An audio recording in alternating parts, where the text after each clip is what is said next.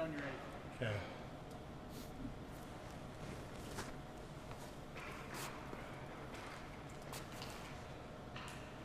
See you, Yanni. Send me the address. No, you got to send it. I'll get lost.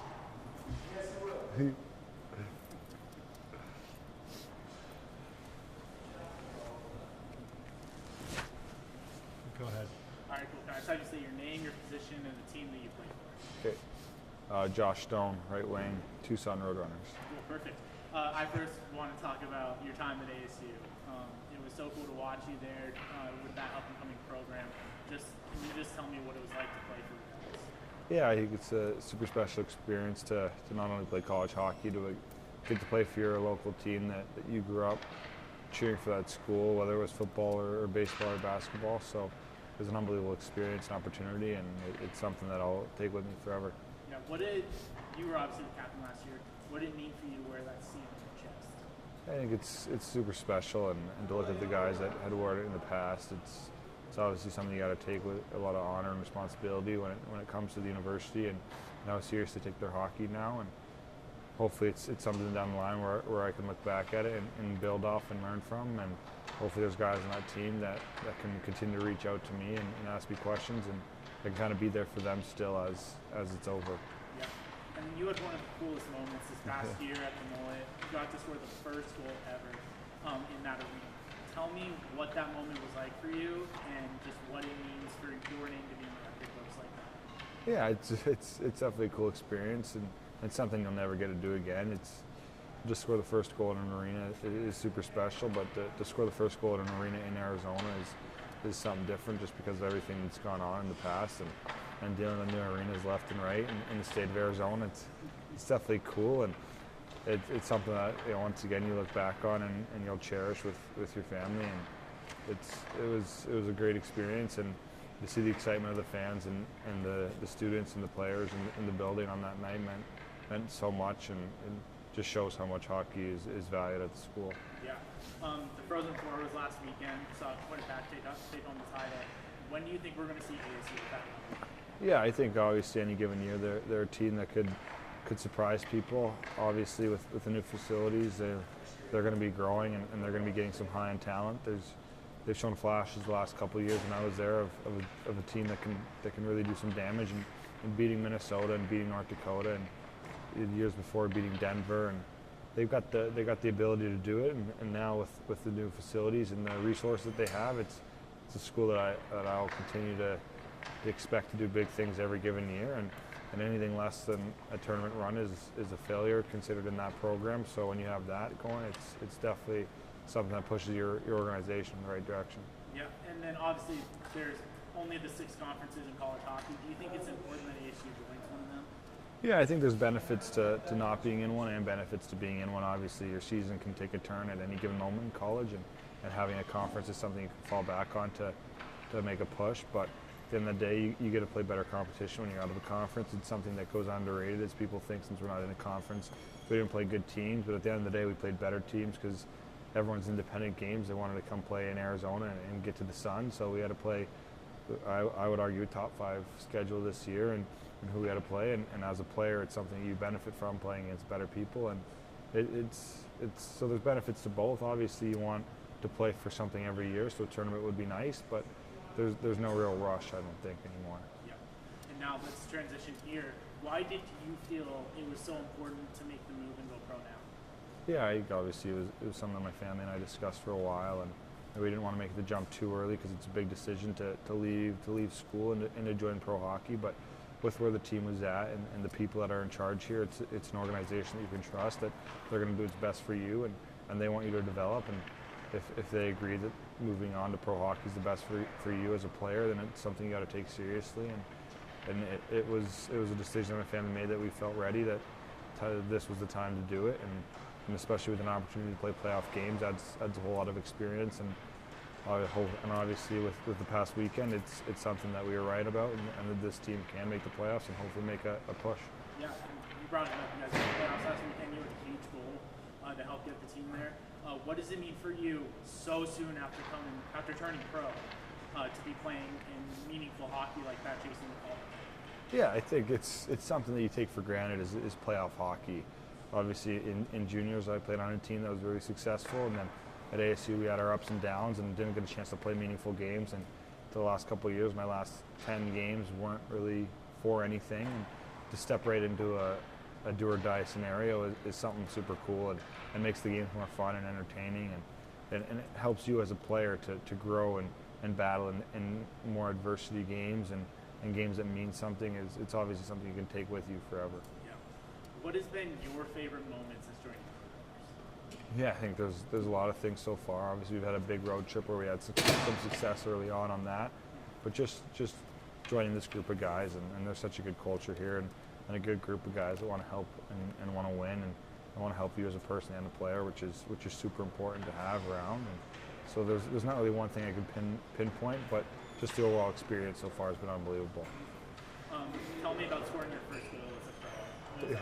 Yeah, I think it's definitely a super special experience. I mean, Boko made an unbelievable play to find me in the slot, and unfortunately it went in. And it's something that it's good to get early, so you kind of get that pressure off your back and kind of move forward from it. But it's something that down the road you're always going to remember that, and you're always going to know who passed you that puck and who was on the ice with you. So it was a cool experience. Yeah. That was one of these questions. Okay. So obviously we don't have to talk about your legacy. Yeah. We all know your story. Your dad, you grew up here in Arizona. You played so much hockey in your life here. You probably played more hockey in the state of Arizona than probably anyone else. Yeah. And the chance that you have now to play for the Coyotes as a pro, to go from growing up in Scottsdale, playing youth hockey there, now you're here, possibly the Coyotes in the future. What would that mean to you to encapsulate the state of Arizona and hockey like that? Yeah, I think that's obviously the goal, and in the end is to play for the Coyotes and to climb the ranks in this fashion is something that's kind of cool, and personally it's something I take a lot of pride in being from Arizona and representing the state of Arizona hockey-wise, because there's so many people here that have pushed so hard to help me grow and develop and to get to this point, and they're all local Arizona natives, so to have the backs and the support of everyone in the Valley is definitely something special that not a lot of people get that opportunity to have. So it's something that, like, even at this level, it's so special to have their support, and to now be in Tucson, which is a place that I never played hockey until now. So it's just another place in Arizona that you kind of check off the list, with that being playing in Scottsdale and Tempe and Flagstaff a couple times, and now in Tucson. You almost hit every rink in Arizona, and it's something that you got to just keep moving on with. But it's hopefully at the end of the day it finishes with the Coyotes and comes full circle all the way around, and will complete the checklist of all the teams in Arizona that you can play for. That'd be super cool. Yeah. And obviously with the Coyotes having been here now for about 25 years, I think it's been. Yeah. And there's just all of these players that are now coming out of the state of Arizona, from obviously being led by Austin Matthews, now with you, Tage Thompson, all these guys with ties. Are you going to be trying to recruit anybody to come back home? Yeah, I think that's obviously something when you come back in the summer times and all these guys are here, it's because they love the state of Arizona. There's not much you can't love about it. Every time a new guy came into ASU, they were thrilled with what Arizona was like, and they want to move back here when they're done playing. So I don't think there doesn't take much to pull people back to Arizona, which is one of the many perks of playing here. But I mean, at the end of the day, there's guys that are going to want to come back just because, and you're not going to need to really push on them too much, and hopefully we can bring back some of those big name guys. Yeah, that'd be super cool. Yeah. Has there been anything anybody's done that's been like a new guy tradition kind of thing, maybe like a little bit like making you go on a coffee run, making you carry everybody's equipment off the ice, anything like that? No, there's the little things that are pretty common everywhere, and picking up pucks or cleaning up the bus and being the last guys off the bus. So all the basic things. There hasn't been a coffee run yet. Maybe come playoff times when we're on the road there'll be one or something like that. But I'm still waiting, and I got all next year still to be a rookie. So I only get a glimpse of it right now, and then prepare for next year. Yeah.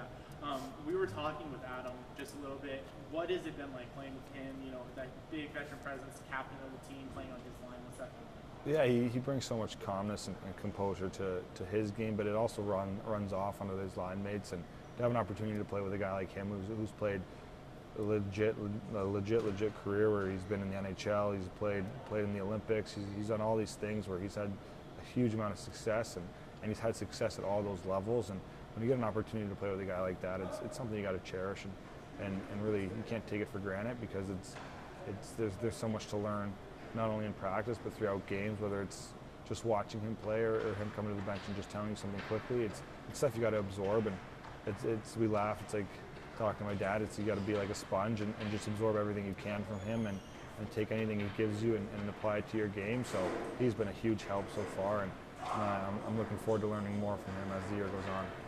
Is there anything that, like, after watching your dad play in the pros all those years now that you've come even to the AHL, that you've just kind of noticed, is that maybe something you kind of shrugged off as a kid, a piece of advice that, like, now that you're on the Pro 2 device, that is coming back into your mind that your dad might have said? Yeah, I think first and foremost is he's always said it was cheesy to say have fun and enjoy yourself, but you get caught up in the stress of this is pro hockey now, and at the end of the day you gotta relax and just, this is what you've been doing your whole life. You've been having fun doing this. Trust yourself and just get back to the basics. Don't try to be someone you're not on the ice, and don't try to play a game that didn't get you here. Just stick to what's worked your whole life, and you're here for that reason, and to enjoy it. And that's the one thing that you fall back on the bench. It's no matter what's going on in the game, you got to make sure you're having fun, because when you're having fun, you're being creative and you're creating offense, and that's what you're here to do.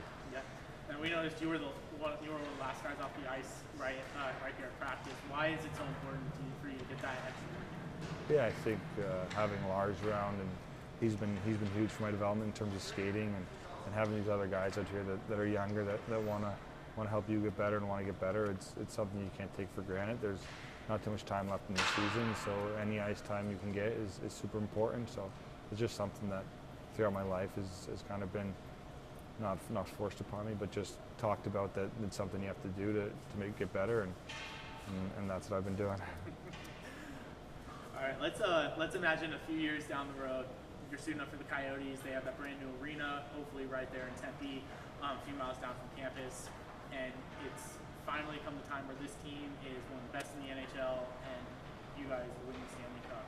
What would that mean to you? Yeah, I think that's something that my whole life has been a dream and a goal, and something that my whole family's kind of taken after. I mean, when I was 10 years old, the Kings won the Stanley Cup when my dad played against them. I was playing for a team in California, and it was a selects team that they had all the kids come in to see the Stanley Cup, and I refused to go in the room with it because I was so upset that the Coyotes had lost to LA. And it's something that just as a whole, and to kind of complete what was started here 25 years ago, and to build off that, it would be unbelievable for the organization, but for the people and the fans of Arizona that have battled through so much adversity in terms of constantly getting heckled on social media about everything going on, and constantly being the easiest target in terms of chirping. And it's something that the organization has dealt with, but fans included, and to kind of lift the weight off all of that would be super special.